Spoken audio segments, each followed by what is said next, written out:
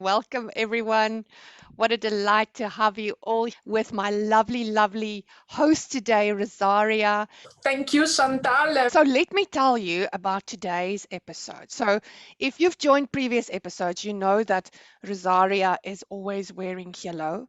She is also the author with Stan Phelps of the Yellow Goldfish, and in that book they explored an amazing model, and the model is called the sunflower of happiness. And in previous episodes we asked you, like, what would you like to hear more about, what would you like to do more about, and really I think there was overwhelming request that we actually work through that sunflower of happiness. So this is going to be I think a quite a fast-paced session, but Rosaria wants to give you just an amazing experience and give you an opportunity to just evaluate where you're at. So Rosaria, with that and a lot of gratitude for what you had prepared for us today, I'm going to hand over to you. Thank you, Chantal. And I'm going to starting to ask you, what is your happiness factor outward? So, and this means, how do you prefer to contribute to other happiness? When you think about how do you make your family, your friends happy, what are your favorite way? So for me, I try to do it with bringing my energy, my smile, my enthusiasm. What are your ways in your own words? And the next question is about you. What is your very own happiness fuel? What does contributes to your happiness? How do you recharge your battery? What recharges your battery? Again, in your own words. What we're gonna do about this today? We're gonna go through 3 steps, 3A. The first one is we are gonna acknowledge. So we are gonna check on the sunflowers of happiness, how full is our pollen tank? Or if you come up with any other better words for this, please let me know. I'm still trying to find the right terms. But like the pollen tank, how full is each of the petals of our sunflowers of happiness? Then we are going to align, as in to think, why is that? And maybe is it okay that I just have a 6 on this pollen tank because that's all I need on this particular petal, or do I want to have more? And if I want to have more, how can I amplify it? What kind of action can I take, especially during the summer? What kind of actions can I take to really take care of my sunflowers of happiness? How did we come up to these sunflowers of happiness and to those 9 different petals? As Chantal mentioned, it started with the analysis that we did with Yellow Factor and Yellow Goldfish. So the books were really focused on how do companies contribute to happiness for their customers, their employees, and society overall. What are the trailblazers out there? And what are the 9 areas which, if we look at the Maslow hierarchy of needs and looking at our entire analysis, what are the 9 areas that we identified where this contribution existed? Because that's where customers, consumers, employees, human beings have those type of needs. But as we looked at all of this, we noticed that those elements are just true for every individual, and that even when companies choose other ways than happiness to differentiate themselves, at the end, every company and each of us can just have a yellow factor and do their very little extra that seeds happiness, shines sunlight, and contributes to a happier, healthier world. But all of this still starts from our individual space. We first need to fill in our teapot before we can fill up any cup from anybody else. And that's where then the yellow factor come into place. So what I invite you to do now, looking at those as the 9 factors of happiness, so now trying to categorize what before you shared with us with your own words, under which of those 9 petals of happiness would you say that your preferred way to contribute to others' happiness falls into? Cool. Looks like empathy is a strong one in this group, but immediately followed by purpose. And the next question is, but what is your happiness factor inward? So what are the elements that most contribute to your very own happiness if you need to put them under those 9 petals? So what we are going to do now is to look at each one of them in a more in-depth level. So what you also have that we have provided into the chat is a little scheme. It's kind of like you could compare it to the wheel of life. That's really where our inspiration with Stan came from.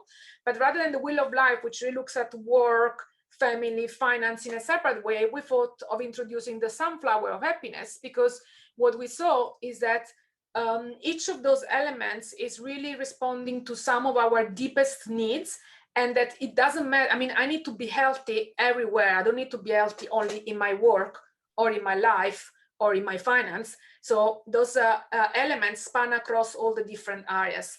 So what we have created for you now is a tool in which we're going to go now through each of the 9 elements. And as we go through each of those 9 elements, you can actually, if you have printed, you can color the lines, or you can just put a score on a paper for you. We are going to see how are you doing, how full is your health petal. Are you only having 1 or 2 lines there, or you have the full 10? And where do you want to be? So like my health, for example, I mean, I would say around 7 or 8. I've been having a headache for the past 4 days, so I would say I'm around 7 or 8. And that's also very much where I want to be right now, 8, 9, maybe. Maybe I feel like it's almost impossible to have a 10 for health, but that's a bit how this resonates with me. So that's the invite also for you. Yeah, let's start with each and looking at each of the 9 factors. So the first one, it's really about health. What do we mean with health? We mean both physical and also mental health, because we really need both for just everything else in life and in business. And behind this petal or these elements of health, there are all sorts of needs, which go from the quality of the air that we breathe to the quality of the food that we eat. Exercise was already mentioned by many of you as a key element that contributes to happiness, because that is a major element of our health. And so it is rest, sleep, the light that we absorb. That's why we're normally happier in the months where we have the more sunlight, but also safety. It's a big part of it. And so it's warmth or water. So having said that, how would you say that you score when it comes to health? And hear more about why you're scoring a 3 or a 4. What's getting on the way? What's making you score 3 or 4? Or if you're scoring an 8, what is allowing you to be so full on that tank? What are the elements that make you have this tank, this petal full or empty? And then the next one is autonomy. What is autonomy? Autonomy is about feeling in control of our actions, life and work, and really having a feeling of balance, but also of integration. In some cases, especially when it comes to indeed mastering life and work, it might be that it isn't really about balance and it's like, oh, 50-50, but it's more about integration. So especially in this year, many of us have experienced having homeschooling and the kids at home. How are we able to integrate? How are we able to find space for everything else? Autonomy can come also in many other ways. I discovered last year that one element that I didn't even realize how much was impacting my autonomy was my business car. I had a business car recorded on my company, but I could only drive that car for business, and I had a maximum of 500 kilometers that I could use for personal use before having to pay a hell lot of taxes. And every single time I jumped in the car, I had to track how many kilometers I was doing to go where. At some point, I sold the car last year because I wasn't using anyway, and I bought a very small electrical car. And only at that moment, I start to have freedom and autonomy that if I actually just want to go one day to the beach because all I want to do was to sit on a beach and think, I could just do it. I did not have to record my kilometers anymore. And I didn't. And I had never realized until that moment how much just that little change was impacting my autonomy, even without being conscious about it. So here also the question is, where are you right now with autonomy, and what are the needs here? So the needs behind elements is really everything about being able to have choice in what we do. It's about also education, because education, especially in today's world, allows us for autonomy. It's about enablement, which is also like so important also in organization, being enabled to take the action that we have to take, feeling empowered. But it's also about feeling independent or having the time and space. And sometimes also with the kids, I think in the year of lockdown, what sometimes I missed the most was time and space. Like just yesterday, that for the first time the kids were sleeping somewhere else, and today, like not having to worry about, oh, are they coming home, is the dinner ready, or it's all those little things. So it's like, how often do we really manage to get for ourselves that time and space? So here again, if you go to Slido, you have now the possibility, so you can score it on your petal, and then you can go in Slido and share what is your score on autonomy right now. It's funny how in health I recognize it also myself. I don't dare giving myself for 9 or a 10 for health, but on autonomy I start to see that there are people who are giving like a 9 or a 10. So that's already very interesting to see. Yet I see quite many on the 4. So share with us, why do you feel a 4? So the next one, the big one, it's purpose. What is purpose? Purpose is really about contributing to something better than ourselves and fostering a better world. So Chantal at the beginning was also mentioning being activist. That is also part of a purpose. It's part of, feeling that we are doing what we can to change the world that we live in, and we live it better than we found it. So in terms of needs, here there is really a lot. It is also about clarity. It's about knowing what is our purpose, or I say sometimes also just choosing. We spend so much time thinking, oh, I don't know my purpose, I need to find my purpose, while there's also a lot of wisdom in just choose one, have clarity of the one change that you want to make it. You can make that choice. It's more because it's about a feeling of contribution. It's about being conscious of what's around us. It's about having that feeling of evolution, of growth, of evolvement. Purpose brings with it hope, its sense of meaning, but within purpose is also all the elements of spirituality. So feeling connected with the universe and feeling part of something bigger. And here again, you can go now in Slido and share with us, how are you feeling that you're scoring on purpose? Fascinating how this is more condensed. Funny, but it's like it really has two big elements where the most are concentrated. So like the 5 and the 8, and I see no one on the 10. Interesting. Rosaria? Yes. We've got a question from the chat from Patrick. What is the best way to answer these questions? As a total human, me at work, me at home, overall? I love that. Thanks for this question, Patrick. And it's like, why do you want to elaborate also? Why would you feel that there is a difference? Do you feel that there is a striking difference between work and at home? Yeah, no, I think there's definitely a difference for being at work and at home. I think it's different areas of, if you take the autonomy and the purpose, both of them is at work you might not have the luxury of deciding exactly what you want to do or where and how you do it. And the same with the purpose. The purpose that you're doing is in a small area, but when you're at home, it's about your kids, your life, the greater community, all kinds of different areas that you actually contribute towards. So I think what I would say that it's you can do this at all the different levels that you mentioned. So you can kind of say, okay, the average, and you can say, okay, so for me, purpose, maybe it's an 6 right now, because at home I feel like I have an 8, but at work I feel like I have a 2. On the other side, you can also say, you know what, purpose for me, it's still an 8 or a 9, because even though at work I cannot pursue my purpose, I do so much outside of my work that that's more than enough. So this is really about figuring what is that you need. So I'm like, there is no one size fit all. It's like we often, and I think that's also key elements of being human and being kind first to ourselves. Often we think we need to have a purpose and we need to do this and we need to do that. And by doing that, we put a lot of pressure on us. So it's like, what is that makes you happy? Is it purpose, having a purpose, or pursuing a purpose key to you? Or is it having a 7 because 7 it's at home with your kids and it's 0 at work, good enough for you? That's really how I'm also for myself trying to answer this. And especially with purpose, it was also like I had to make a lot of peace with myself. I mean, to give you an example, when I first started to think about the happiness contribution factor, I put my purpose into changing the world and trying to get away from NPS and move into happiness contribution factor. Like I put for myself my purpose so high up that was unbearable for me, the pressure. And then I was like, you know what? It doesn't make me happy.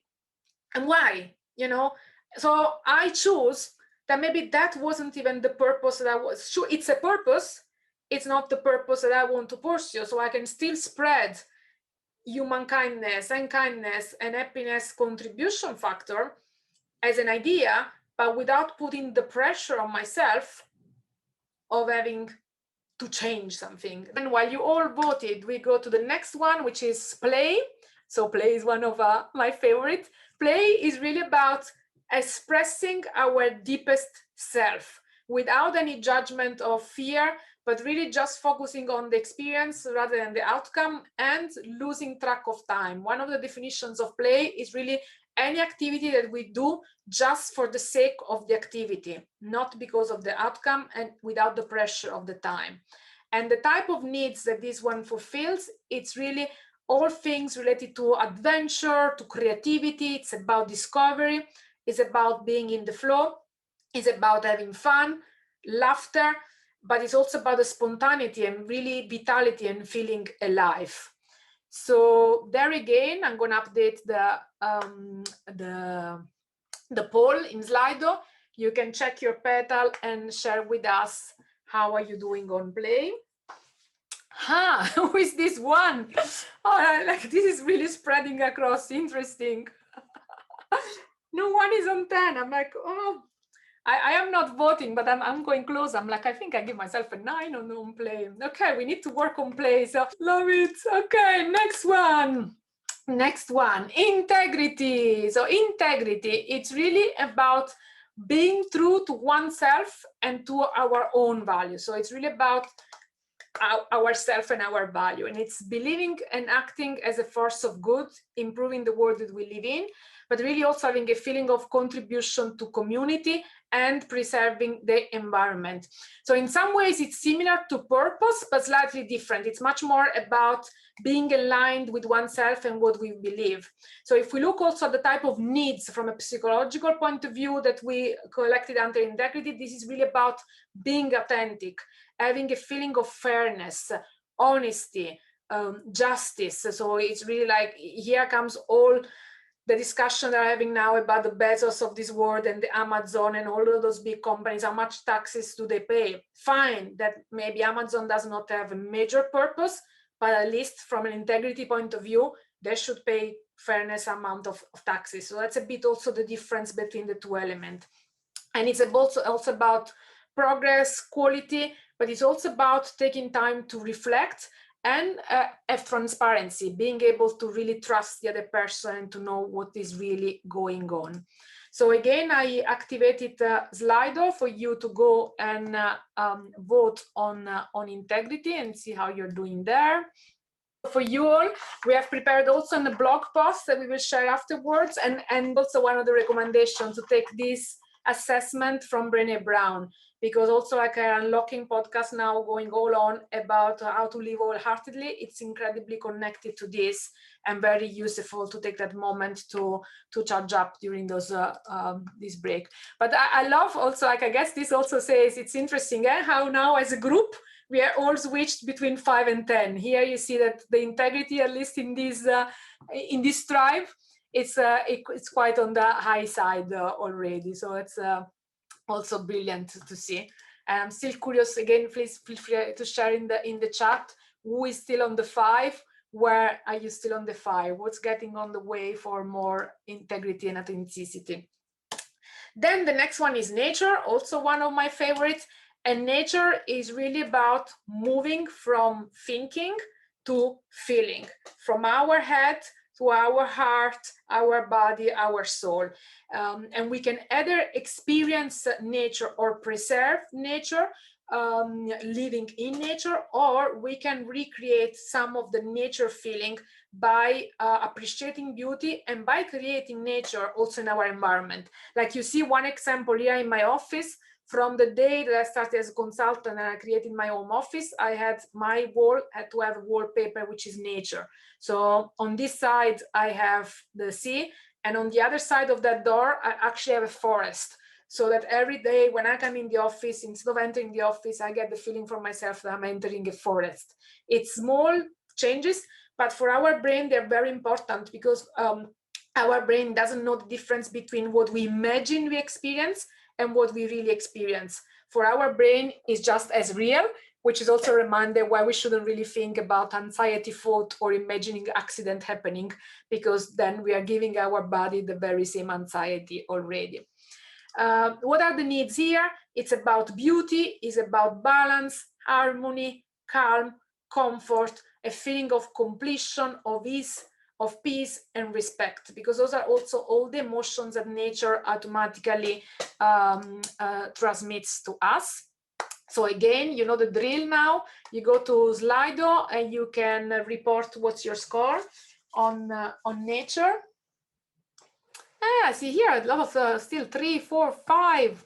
What's getting in the way? What's getting in the way? Again, share with us what's getting in the way, because then on that one we can also work on even inviting guests in our next sessions that invite to address some of those elements. With working from home, we really have to take the time to be more in the nature. So like Patrick, also to your point, like sometimes I really have to force myself to go for walks. I mean, I have nature outside my window, but like sometimes I'm just so into work that I go, I'll do it later, and that later doesn't come. And then it's like, okay, it needs to be, because otherwise we don't create that space. And with working from home, a lot of people that used to commute before, they really have also there missed the consciousness of how much that commute was a way to work and do exercise, to be in the nature. So it's really key that we replace it with dedicated time for walks or for being in the nature. Okay, last 3. Empathy. So empathy, that's really the core of Brené Brown, and a lot also of what I know about empathy is inspired by Brené Brown. And it really, the key here is that we are hardwired for connection and for empathy. Relationship has been proven to be the key elements that impacts our happiness, because we feel the need of feeling accepted and feeling connected with others. So here really, needs that are fulfilled under this category are all elements of acceptance, of appreciation, of belonging, of care, giving. So many of you already mentioned in your own words the gifts or the kindness. Those are all elements that contribute to our happiness, because they kind of give us a feeling of belonging, of care, and they ultimately are part of the empathy area. So here again, if you go to Slido and now switch to empathy, you can mark what's your score when it comes to empathy. And then the last 2, simplicity. So this one is one of the ones that I need the most, and it's the one where I scored the lowest. So this one, it's about the importance of simplicity, is that it's about reducing the mental and the physical energy consumption to achieve a result. It's really to spend as little time as possible on things that don't matter, so that we have time available for the things that matter. And it's really about being easy for us to understand, to act, to remember. So for me here also, it's where most of sometimes of my frustration also with companies comes from, because I feel that things are being made more and more and more difficult as we go further with technology. It's like you have to figure how things work, and the moment you have figured how something works, suddenly it changes again. So I was talking with somebody this morning about when he switched to Zoom already years ago, the moment that Skype started to do that ping, ping, ping, ping things, because it got sold to Microsoft, and suddenly it became extremely complex. And so with a lot of technologies, like why can it not just be simple? So here, needs fulfilled are really about awareness, clarity, but yes, also where efficiency comes into place. Because if things are simple, you can get done things like in a go, like you can just think and do it. But if you first have to figure how things work, then everything becomes more difficult to do. And it's also about order, it's about structure. And I say in many cases, at least for me, simplicity is also a key element of mental health, because the more complex things are, the more stressy they also become. So again, you can go into your Slido and give yourself a score for simplicity. Yeah, here it's interesting how this is much more, yeah, separate, at least so far. And then see, it's also where, yeah, we have the lowest score. Again, share in the comments why. Is it because of you, or is it because of the complexity of the life? Because for me, a lot of it's because also of complexity of life and complexity of technology. And I'm like, I'm so looking forward in my holidays to be as much as possible on detox mode and off emails and off iPhone and off all technical complexity. I just want to go camping. Last one, also my favorite, smile. So smile, it's both about a practical smile on our face, but it's also about celebration, but we could not make celebration with an S to match happiness, but it's also mostly about gratitude, because gratitude, it's really the most healing energy that we can have. And when we smile, we are also sending a message to our brain that life is good, that there is much to be grateful for, and that automatically brings us vitality and inner joy, and we also feel more connected to others. When we look at the needs fulfilled from smile, it's really about acknowledgement, it's about appreciation, it's receiving an award, it's celebrating. Kindness is also part of this one. There's also an element of lightness, of recognition or of validation, but what also part of smile, it's mourning. Sometimes we are also in grieving mode, and we also need to mourn. We also need to make space for the less happy feeling. That's also part of, so we don't only celebrate life, but sometimes we also have to celebrate, or better said, mourn death or grief or anything that is missing. And especially sometimes, like in this period of pandemic, we have to do a lot of grieving about the things that we missed, and that we had to give, we have to do without. So again, if you go in Slido, you can now score the last one.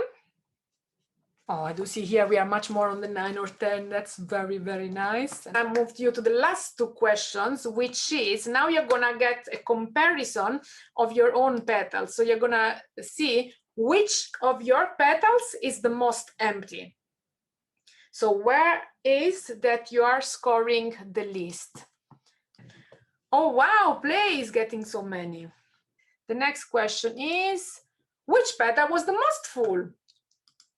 Let's look also at the positive. Oh, look, smile, yeah. There is one more question in Slido, which is, what was the petal, do you remember, what was the petal that represented your main fuel? So which one is your main yellow factor? Remember at the beginning, before we started, I asked you, what is your main yellow factor? What is the one element that makes you the most happy? Do you still remember what it is? And can you check now how full that one is? If health was your yellow factor, how did you score? If at the beginning you said that health was your key fuel for you, and now you did the scoring, are you scoring a 9 or a 10 on your main fuel, or are you scoring a 1? The question now for you during the summer is to really think, how can you consciously and intentionally make more space and time for your yellow factor inward during the summer? So what are the actions that you can do? And what we created for you, a blog post in which you find tips for each and every of those 9 elements, and even more tips. And here, very quickly, we wanted to share just from 4 main areas. Cultivating health, the quick tip for you here is taking care of your nest. Nest stands for, N is for nutrition, so that's the food. And again, in the blog post, you will find a number of tips of what makes a really good food for you. Exercise, some of you already mentioned it, that exercise is a key part of their happiness.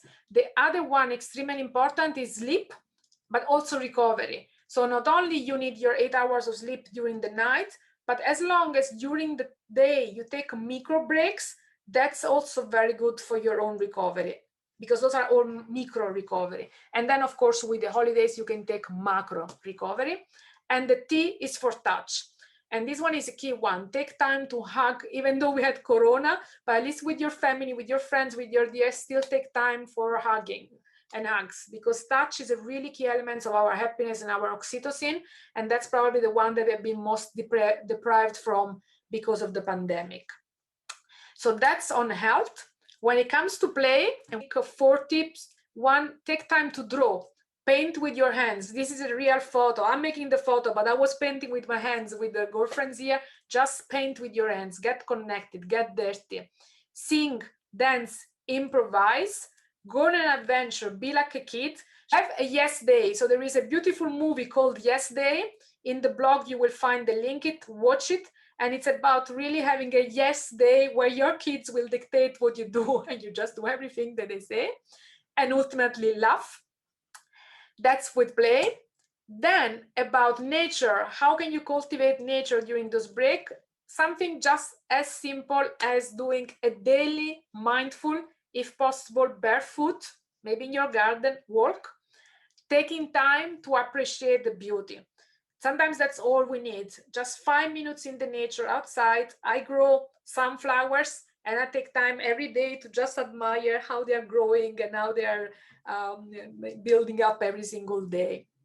And the final one was cultivating smile, which also helps on our health, which is again, heart focused breathing, loving kindness meditation, and inner smile meditation. We did some of those practices in the previous session. And again, in the blog, you'll find all the links to each of those elements.